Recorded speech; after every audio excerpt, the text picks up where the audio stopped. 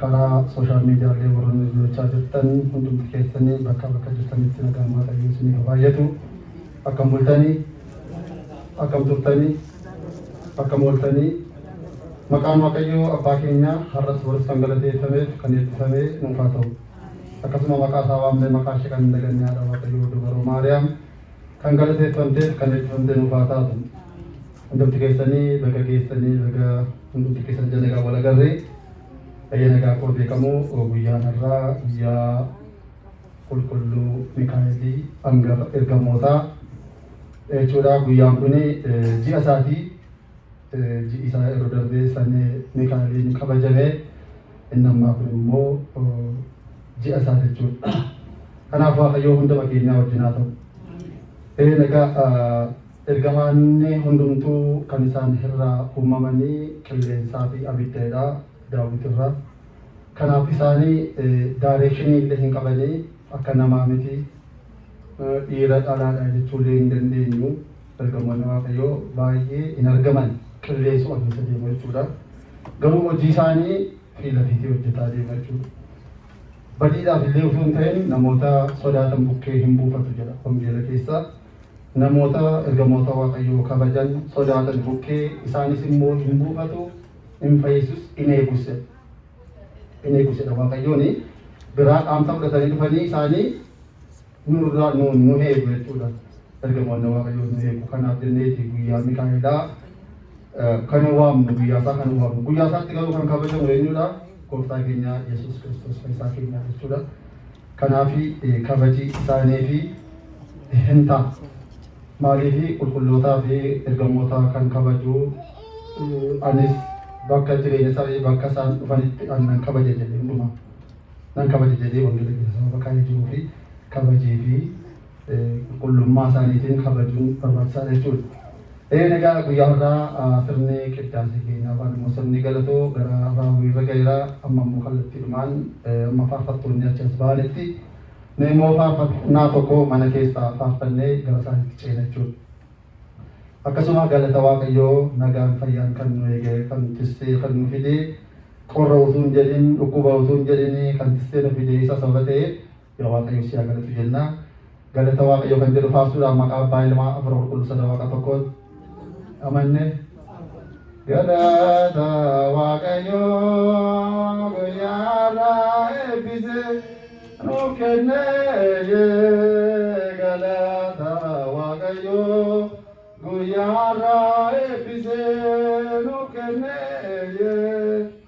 bakka jirraa nu waame